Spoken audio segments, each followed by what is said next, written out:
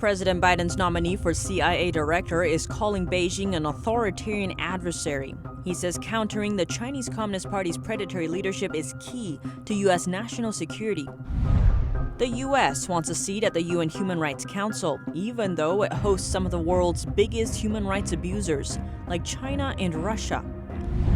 The U.K. plans to deploy an aircraft carrier to the South China Sea. Experts explain the risks involved. A Chinese billionaire is praising the Communist Party, even though it put him behind bars for a decade. And strict lockdown measures in one Chinese city are partially lifted after 700,000 people were confined to their homes for a month and a half. Welcome to China in Focus. I'm Tiffany Meyer. President Biden's nominee for the CIA is calling the Chinese regime an authoritarian adversary. William Burns testified to the Senate, saying that countering China's predatory leadership is key to U.S. national security. NTD's Kevin Hogan brings us more. Mr. Burns. Biden's pick to head the CIA, William Burns, spoke to the Senate Intel Committee on Wednesday. He called the Chinese regime a formidable authoritarian adversary that is strengthening its ability to do several heinous things. Here's Burns. There are, however, a growing number of areas in which Xi's China is a formidable authoritarian adversary, methodically strengthening its capabilities to steal intellectual property, repress its own people, bully its neighbors, expand its global reach, and build influence in American society. Burns worked as a U.S. diplomat for 33 years. He's been an ambassador to Jordan and Russia, and he's held 3 senior positions at the State Department. Now he is president of an international foreign affairs think tank. Senator Marco Rubio pressed Burns on it.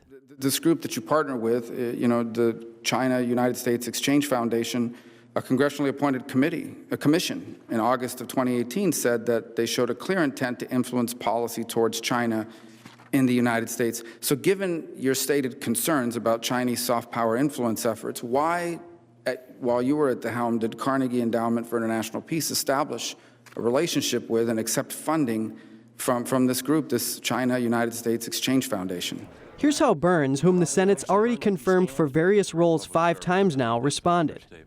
On the China-U.S. Exchange Foundation, this is a relationship that I inherited when I became president of Carnegie and that I ended not long after I became president, precisely for the concerns that you just described, because we were increasingly worried about the expansion of Chinese influence operations. Burns said if he's confirmed, 4 priorities will shape his approach to leading the nation's preeminent spy agency.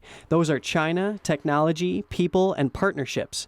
The nominee said outcompeting China is key to U.S. national security in the years ahead, and he said that will require a long-term, clear-eyed, bipartisan strategy underpinned by domestic renewal and solid intelligence. Burns received bipartisan support from the lawmakers on the committee. It seems he is set to be confirmed as the first lifelong diplomat to be the director of the CIA. Kevin Hogan, NTD News. President Biden's nominee for Deputy Treasury Secretary is vowing to take a hardline stance on the Chinese regime. During his Senate confirmation hearing on Tuesday, Wally Adeyemo echoed President Biden and said China is America's top strategic competitor. But the Trump administration characterized the Chinese regime as an adversary. Adeyemo continued to say that the U.S. should work with allies to hold the regime accountable to international laws. If confirmed, Adeyemo would play a key role in shaping U.S. economic policies.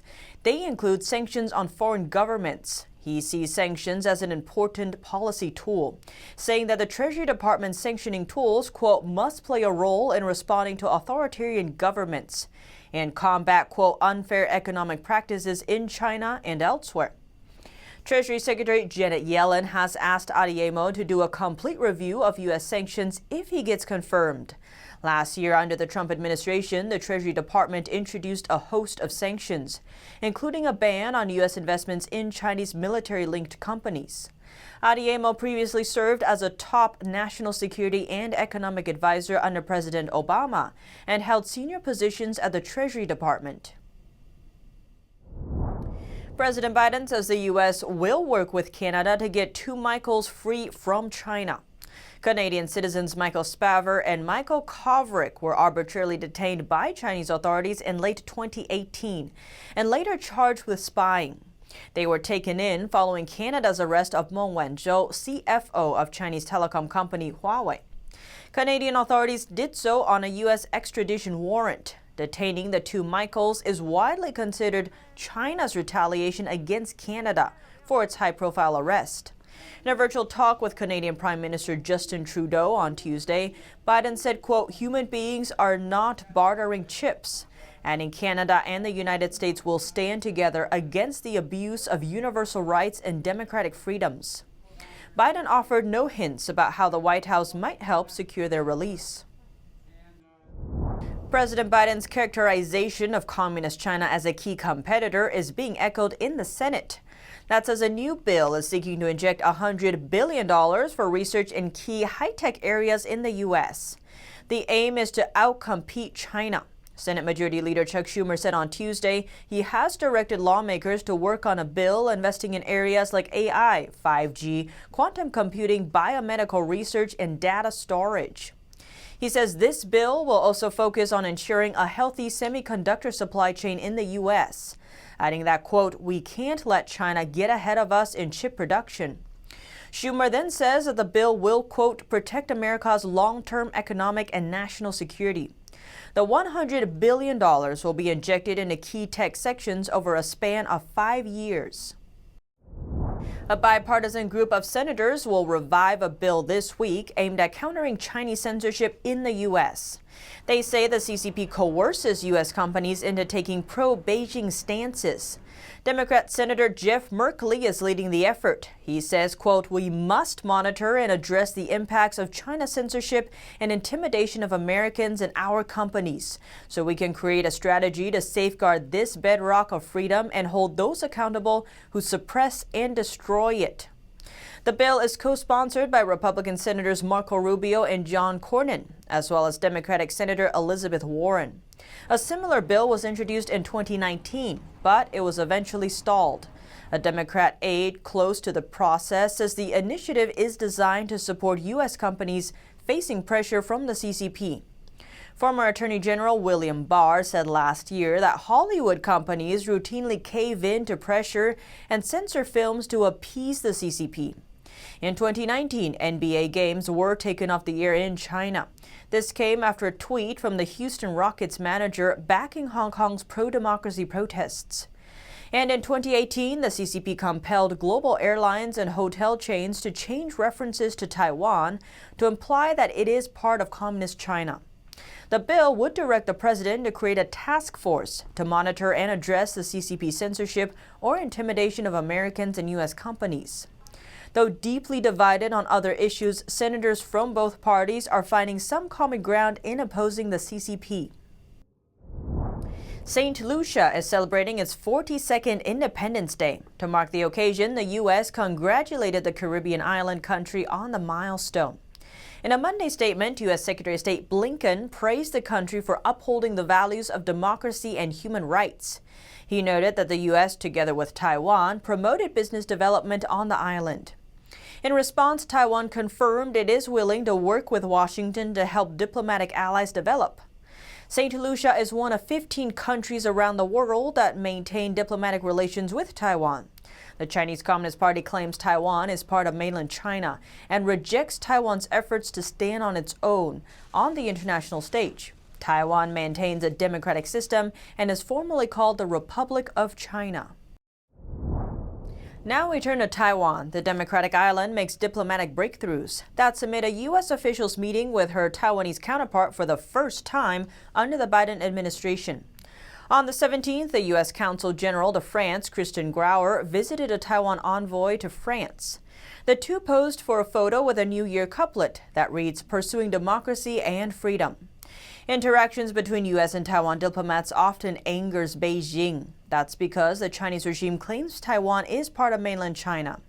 The regime has also threatened to take Taiwan back under its control by force.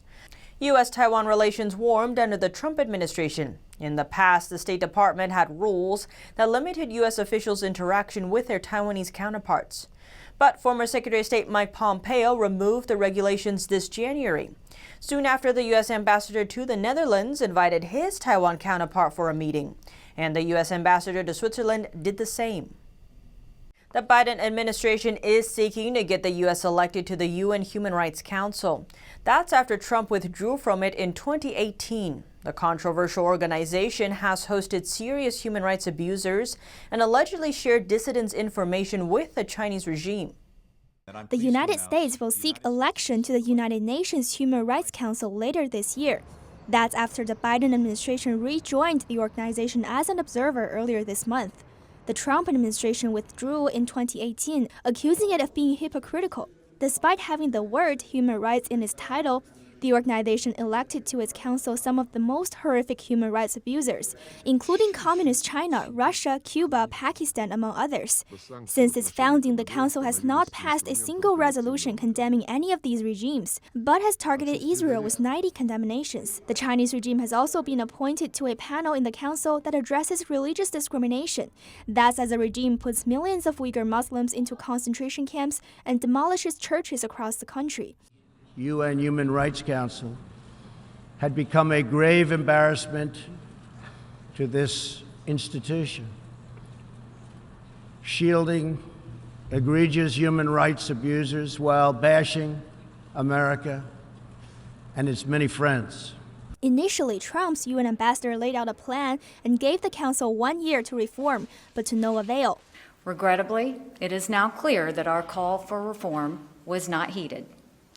Human rights abusers continue to serve on and be elected to the council. The world's most inhumane regimes continue to escape scrutiny. Therefore, as we said we would do a year ago, if we did not see any progress, the United States is officially withdrawing from the UN Human Rights Council. But the current Secretary of State implies the council deserves another chance. And I'm pleased to announce the United States will seek election to the Human Rights Council. Still, institutions are not perfect. As the United States re-engages, we urge the Human Rights Council to look at how it conducts its business. He says the U.S. will focus on ensuring that the council upholds high human rights standards and that those with the worst records should not become members. The idea of changing the UN Council from within is hardly new. All U.S. administrations joined the council except for President George W. Bush. In 2009, then Secretary of State Hillary Clinton announced that the U.S. bid for council membership would offer a significant opportunity for it to change, but that doesn't seem to have happened. Instead, Communist China's influence in the council only grew over the years. A whistleblower working at the Human Rights Council reveals that the UN is actively sharing the names of Uyghur dissidents with the Chinese Communist Party, or CCP. She says the CCP uses the information to stop rights activists from attending UN human rights meetings. People whose names were handed over have reported that their family members were forced to call them to tell them not to attend.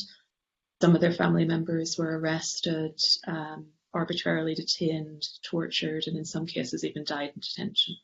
U.S. Congress said last year that it's investigating the case.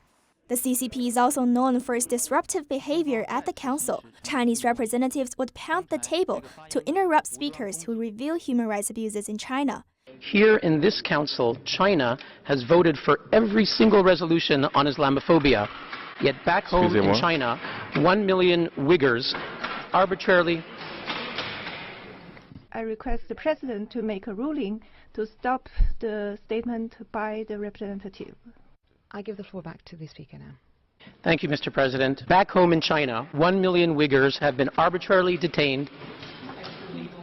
I regret that the President has allowed the Speaker to continue. Make a ruling and stop the statement by the representative.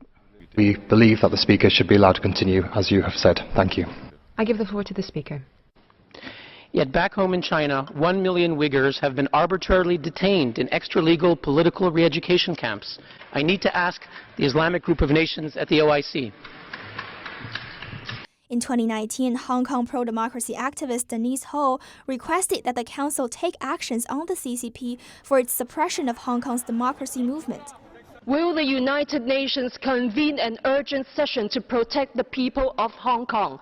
Given its abuses, will the UN remove China from this Human Rights Council? What she requested didn't happen. Instead, Communist China was re-elected to the council with one of the most votes. China, 139. Saudi Arabia. A human rights lawyer previously said the reason human rights abusers are often elected lies in the council system. So we're talking about a very political body. Countries are elected through deals. You vote for me, I vote for you. And human rights is often the last thing on their mind. He said, quote, the Obama administration on too many occasions would have become a cheerleader of the council. They kept praising the council after every session. And that if Biden wants to engage, it should be principled leadership and he should call out the abuses as they are. Penny Zhou, NTD News. When one of the UK's aircraft carriers is deployed to the South China Sea, what are the risks involved? At a recent Parliament hearing, China experts weigh in. NTD's Lorraine Ferrier has the story.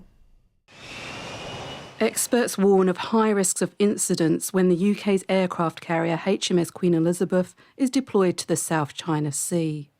They spoke on Tuesday at the Commons Defence Committee on China's military ambitions. We shall see and should see sailings through the South China Sea, just as the law of the sea allows. But I also think we're going to see more tension around them, and therefore a greater risk of an incident. The aircraft carrier is scheduled to conduct its first operational mission as part of a freedom of navigation operation. An American destroyer will escort the HMS Queen Elizabeth alongside the UK's own destroyers, frigates, a submarine and a tanker. So just the vast uptick in the types and the numbers of these exercises and normal drills, regular drills, as Beijing calls them, I think really increases the risk here of miscalculation, misunderstanding, misinterpretation. She said this year there has already been 44 incursions by the People's Liberation Army. Parton stressed another factor, China's increased focus over the disputed Scarborough Shoal. And we're just seeing an increasing sort of aggressive stance, increasing nationalism, propaganda about it. And that I think makes the risk of an incident, a collision between ships, or like the 2001 where two aircraft collided, just a little bit more likely.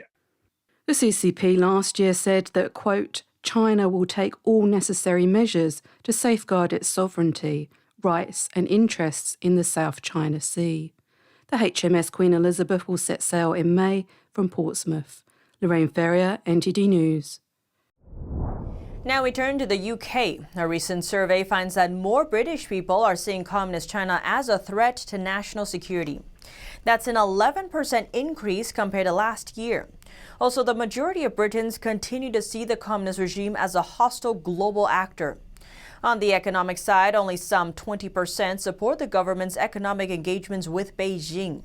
Still, a majority of those who are surveyed thinks the UK should continue to work with Beijing on research projects. They also support Chinese students studying at British universities. The UK think tank that conducted the survey says the survey reflects Britain's complicated positions towards China. While some favor openness, others don't want to engage with Beijing due to security concerns. Now an update on the CCP virus pandemic in China. Strict lockdown measures in one area of a northern Chinese city have been partially lifted. This after some 700,000 residents got restrained to their homes for a month and a half. After residents protested the lockdowns, authorities in Gaochun district of Shijiazhuang City finally lowered the risk level and made a limited easing of lockdown measures on Monday. For the past 1 month and a half, residents there were not allowed to go out for shopping. As a result, many of them had to bear with extremely high prices of food deliveries or even a food shortage. Some have asked for help online.